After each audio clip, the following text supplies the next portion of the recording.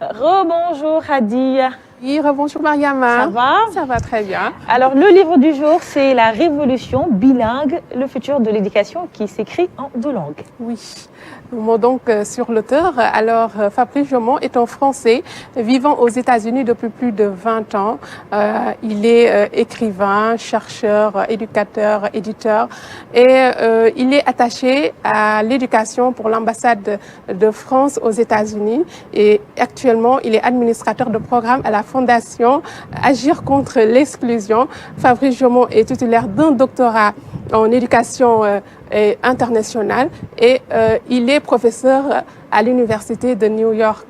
Alors, il est auteur de 5 ouvrages et ces thèmes tournent autour de la philanthropie et de l'éducation bilingue. Alors justement, la révolution, son ouvrage intitulé La Révolution bilingue, le futur de l'éducation qui s'écrit en 2 langues, est un essai de 186 pages paru aux éditions TBR Books en 2017. Il y partage son expertise et ses expériences dans le domaine de l'éducation et c'est un guide pour tous ceux qui souhaiteraient mettre en place des classes bilingues. Alors je vous propose justement d'écouter Fabrice Jomon qui est à la RTS, qui est venu nous rendre visite. Alors il revient sur les motifs qui l'ont poussé à écrire ce livre. Dans un pays comme les États-Unis qui est très monolingue, on s'est dit qu'il fallait changer aussi l'école, qu'il fallait la transformer en une école bilingue, en tout cas qui soit à la fois ouverte à l'enseignement en 2 langues, mais qui soit aussi plus ouverte aux langues et aux diversités linguistiques et culturelles. Donc c'est ce qu'on a réussi à faire. À la base, c'était un mouvement de parents. Là, on a réussi à convaincre des éducateurs, des directeurs d'école de créer des filières bilingues. Et puis, ça a commencé avec le français pour nos familles, dans les écoles publiques de la ville. Et petit à petit, eh ben, le bouche à oreille a fonctionné et d'autres communautés linguistiques, les Italiens, les Allemands, les Japonais, les arabophones, les hispanophones, se sont mis à faire des programmes bilingues. Donc c'est ce que je voulais dire dans le livre. Je voulais donner aux parents, mais aussi aux éducateurs, une espèce de feuille de route, une démarche à suivre pour monter et construire des filières bilingues. C'est de ça que je parle dans le livre, La Révolution bilingue, qui a été traduit d'ailleurs en 8 langues et qui explique à la fois la réussite, les échecs de ces programmes, des initiatives portées par les parents, et puis comment faire, voilà, si on a envie de créer un programme comme ça dans son école, comment s'y prendre. Alors c'est un contexte américain, mais ça se transpose assez bien dans d'autres pays. Je suis venu en parler ici lors d'un colloque sur le bilinguisme et l'éducation bilingue à Dakar, au Musée des Civilisations, où on a discuté de ça, mais même on l'a mis dans un contexte sénégalais. Qu'est-ce que ça voudrait dire, finalement, que de construire des filières bilingues dans les écoles du pays? Bien sûr, ça existe déjà un petit peu à un niveau expérimental et il faudrait le développer. Alors, je rappelle le titre du livre, c'est La Révolution bilingue, le futur de l'éducation s'écrit en 2 langues, mais ce livre est également traduit en 8 langues. Oui, il est traduit en anglais, français, allemand, espagnol, russe, polonais, italien, arabe, et il envisage de le faire en japonais, chinois, portugais, hindi et grec. Rappelons juste que avant, les États-Unis n'étaient pas trop ouverts aux autres langues. Alors maintenant, Fabrice Jomon est entré dans ce vaste chantier qui est le bilinguisme. Il s'est engouffré, on dirait, dans la prêche et c'est pourquoi il nous propose donc ce livre. Et on peut dire également que beaucoup maintenant d'écoles ont opté pour... donc, et c'est à l'avantage des enfants. Voilà, aussi. Et c'est à l'avantage également des enfants. Alors, selon lui, il dit que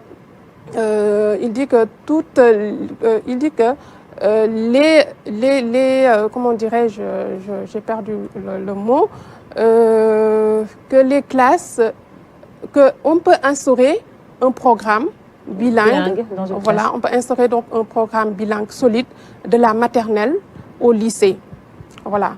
Alors, il revient sur les avantages du bilinguisme.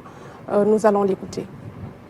Ça peut peut-être permettre de résoudre quelques problèmes d'échec scolaire déjà. Souvent, pour des enfants qui ne parlent pas le français, qui arrivent à l'école avec leur langue maternelle, leur langue nationale, et à qui on demande subitement de passer à une autre langue, d'évoluer dans une autre langue.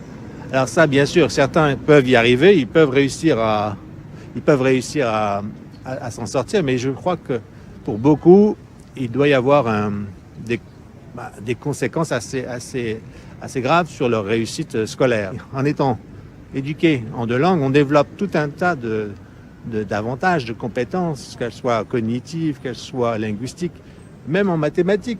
On le voit sur certains tests, des enfants qui apprennent en deux langues, cette gymnastique entre les deux langues leur permet finalement de mieux résoudre certains problèmes. C'est pour ça qu'on voit souvent ces enfants réussir en mathématiques ou sur des tests qu'il faut résoudre. Ils arrivent aussi à mieux se comprendre l'un l'autre. Il y a une espèce d'empathie qui est très développée chez les enfants bilingues, qui portent un regard empathique sur les autres, qui a une meilleure compréhension des autres. Donc finalement, être éduqué dans un programme à deux langues, c'est pas juste une histoire de langue, c'est aussi mieux comprendre l'autre, c'est aussi tolérer l'autre, et d'une certaine manière, c'est générateur de respect et de paix entre les communautés, entre les peuples. Il y a souvent des tensions, qu'elles soient raciales, qu'elles soient pour diverses raisons, des histoires absolument affreuses de familles hispanophones qui se font insulter dans les supermarchés parce qu'elles parlent espagnol. Il y a des familles arabophones qui se font attaquer parce qu'elles parlent arabe dans la rue. Et ça, je crois que c'est très dangereux pour notre société, et je pense que l'éducation bilingue apporte une solution à ce type de tension, et c'est aussi pour favoriser plus de cohésion sociale, en tout cas, entre les communautés. Alors, Alioune Badara, on l'a vu, hein, le bilinguisme, c'est pas seulement apprendre de nouvelles langues, c'est également découvrir de nouvelles cultures, c'est s'enrichir. Ah oui, c'est clair. Quand vous maîtrisez une langue, quand vous la parlez, vous maîtrisez quelque part la culture de cette langue-là. Et vous vous enrichissez aussi. Et c'est un enrichissement mutuel. Je me dis que deux personnes qui se comprennent à travers une langue, même s'ils ne sont pas de la même nationalité, mais il y a un pont qui est vite établi entre eux, et ça c'est une chose aussi à développer, mais seulement dans le cadre un peu de nos réalités à nous socio-économiques. Ça demandera quand même beaucoup plus de recrues, n'est-ce pas, dans les écoles. Et ça, je sais que des États comme le nôtre, qui ont tellement de priorités aujourd'hui, vont vous dire, certes, c'est une bonne chose, mais voilà, priorité quand même à l'enseignement de base. Et on ne peut pas recruter tous ces diplômés qui pourraient nous aider aujourd'hui à développer le bilinguisme au Sénégal. Mais il y a aussi souvent une question de volonté politique. Ouais. Je prends juste l'exemple du Rwanda, un grand pays francophone, uniquement francophone presque dans les années 90, mais à travers une volonté manifestée par le président rwandais, aujourd'hui, les générations actuelles, en tout cas au Rwanda, sont pratiquement tous bilingues. Bilingues, français, anglais. Elles s'expriment à la fois en anglais et en français. Et ça, c'est une richesse pour ce pays-là. Je crois qu'aussi, nous, on gagnerait à s'inspirer peut-être, pourquoi pas, de ce modèle. À côté du français, qu'il y ait l'anglais, pourquoi pas aussi une autre langue, mais aussi donner de la place à nos langues nationales. Parce qu'on ne maîtrise mieux, on apprend mieux qu'à travers sa langue maternelle. Déjà et ça, je crois que des études scientifiques l'ont suffisamment prouvé. Et voilà, c'est une volonté juste tout simplement à concrétiser, et c'est une bonne chose. Emmanuel, vous avez quelque chose à rajouter? On a souvent traité ce sujet dans notre émission, et dans ces cas-là, c'est vrai que le standard est assailli d'appels sur le débat entre la place des langues africaines et puis l'enseignement en français pour ce qui est de l'Afrique francophone. Souvent, les parents sont inquiets parce qu'ils disent « mais mon enfant mélange les langues ». Et c'est vrai que jusqu'à 6 ans, 7 ans, 8 ans, très souvent, quand il y a un apprentissage avec une langue qui est parlée à la maison et puis la langue de l'école, par exemple, ça crée un retard à l'allumage pour les premiers apprentissages. Mais tous les spécialistes disent qu'ensuite, tout se met en place tout d'un coup, très rapidement, et là, l'enfant, en fait, a vraiment une richesse supplémentaire intellectuelle, finalement, pour la suite des apprentissages. Mais vous êtes déjà dans un univers bilingue. Oui. Parce que vous parlez Wolof et français. Et en plus de ça, on a nos langues maternelles, en plus du Wolof. Donc, absolument. Et donc, vous êtes langues. déjà dans un univers qui vous facilite l'apprentissage des langues parce que dès tout petit, vous êtes confronté à plusieurs langues. Et c'est une richesse. Ça, exactement. Il n'y a aucun doute. Oui, Antoine, tu as quelque chose à rajouter ou pas ce matin?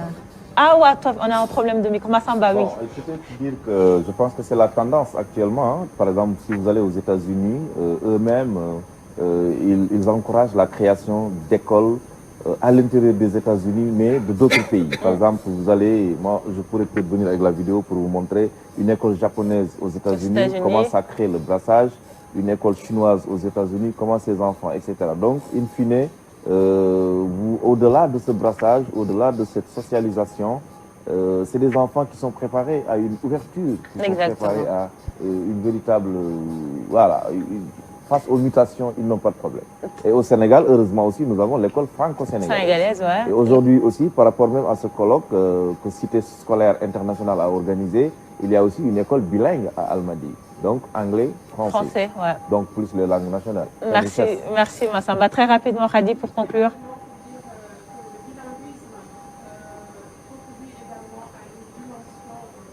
À une dimension donc du vivre ensemble et ce qui est une expression qui est utilisée beaucoup en ce moment. Et ce livre est incontournable pour toutes les personnes qui sont intéressées pour l'avenir de l'éducation. Alors ce chef-d'œuvre est disponible gratuitement via le site web w3.calec.org. Calec qui s'écrit avec C-A-L-E-C. Merci beaucoup, Khadi. Merci pour la chronique du jour. Il est